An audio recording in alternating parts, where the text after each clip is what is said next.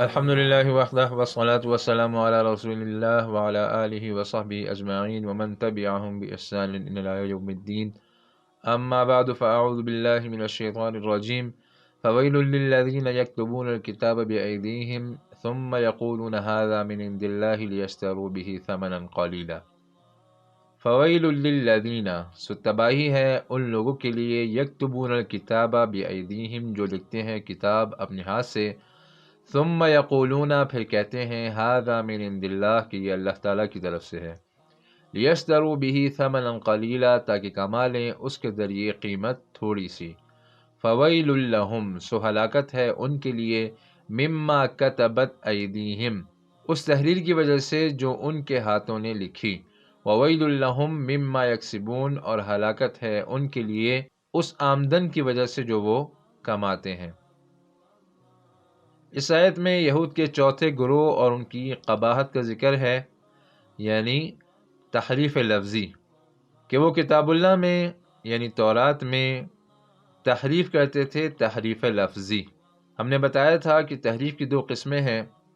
ایک تحریف لفظی اور دوسری تحریف معنوی۔ تحریف لفظی اسے کہتے ہیں کہ کتاب اللہ کے الفاظ میں تبدیلی کر دینا، اپنی طرف سے کوئی لفظ لکھ دینا یا پچھلے لفظ کو بدل دینا، تو اسے کہتے ہیں تحریف لفظی۔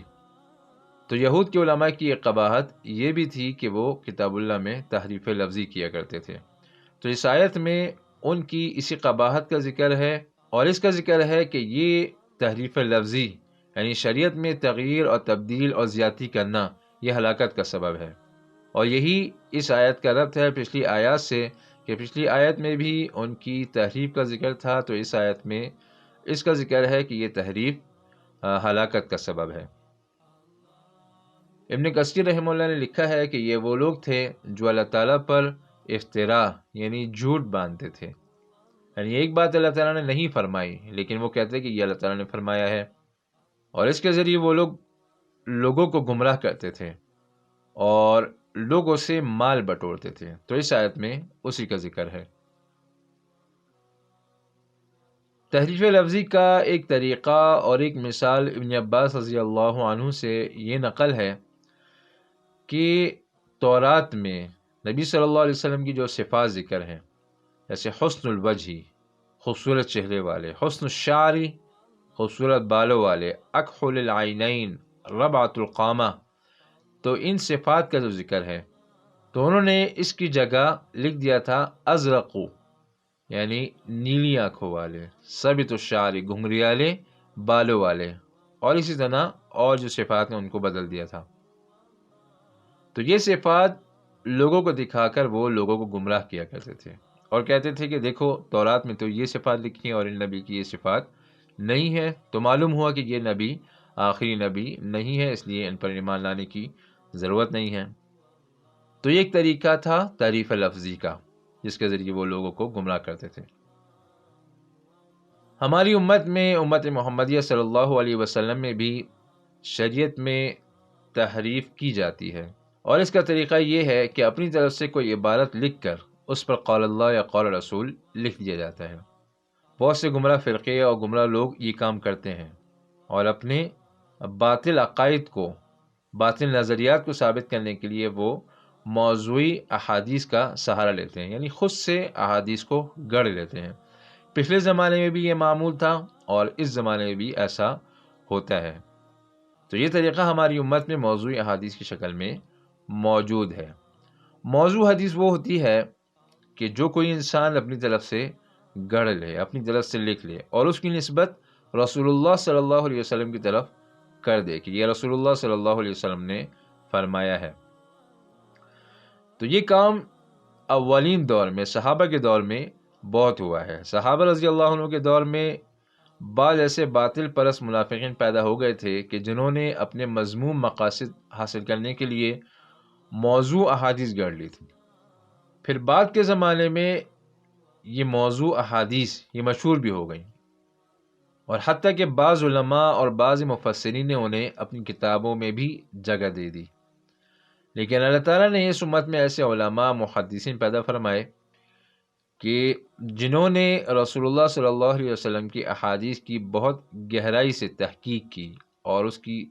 چھان پٹک کی اور ہر حدیث کا درجہ واضح کر دیا، صحیح احادیث لکھ دیں، حسن، ضعیف، موضوع۔ تو ان تمام احادیث کو، یہ مختلف قسم کی احادیث ہیں درجات کے اعتبار سے، تو ان سب کو الگ الگ لکھ دیا، موضوع احادیث کو بالکل الگ کر دیا کہ یہ موضوع احادیث ہیں، یہ رسول اللہ صلی اللہ علیہ وسلم سے ان کا کوئی تعلق نہیں ہے۔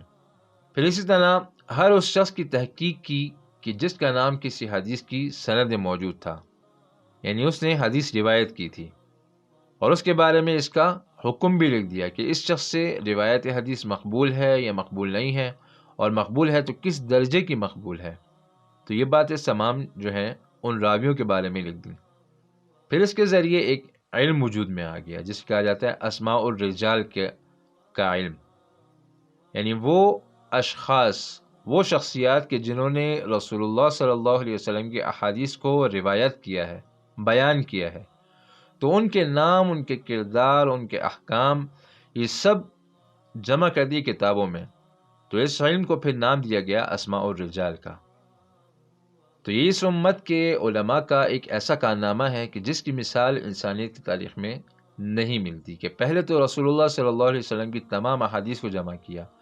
پھر ہر حدیث کے ہر راوی کے کردار اور صلاحیت کی تحقیق کی، اور پھر اس کے بارے میں تفصیلہ بھی کیا اور حکم بھی لکھ دیا، اور پھر اس کی بنیاد پر ہر حدیث کا درجہ اور مقبولیت بھی اس کی پھر واضح کر دی، تاکہ آئندہ آنے والے لوگ جو ہیں ان کو معلوم ہو کہ کیا بات رسول اللہ صلی اللہ علیہ وسلم نے فرمائی ہے اور کیا بات رسول اللہ کی طرف صرف منسوب کی گئی ہے اور رسول اللہ سے اس کا کوئی تعلق نہیں ہے۔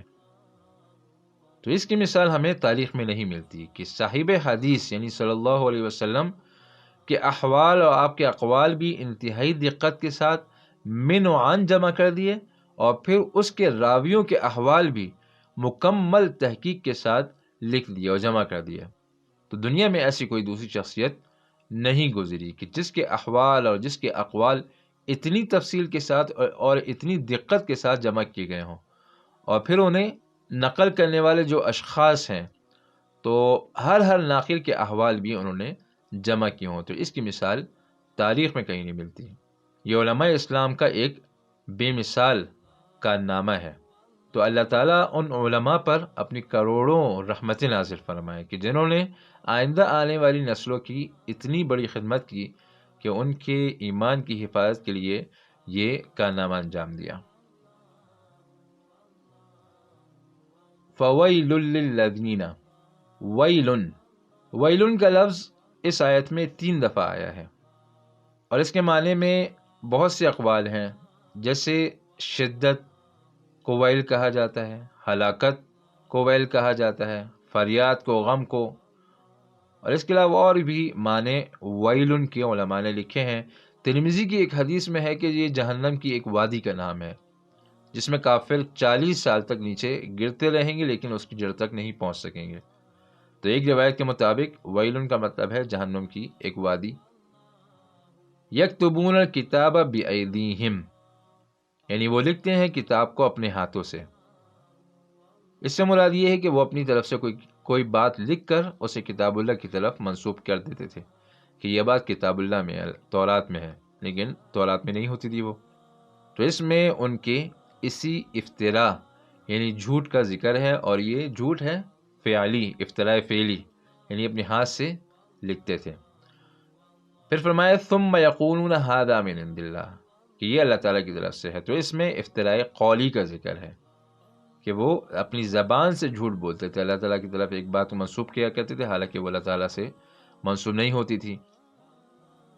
لیشتروا بہ ثمنا قلیلا، تاکہ حاصل کر لیں وہ اس کے ذریعے تھوڑے سے پیسے۔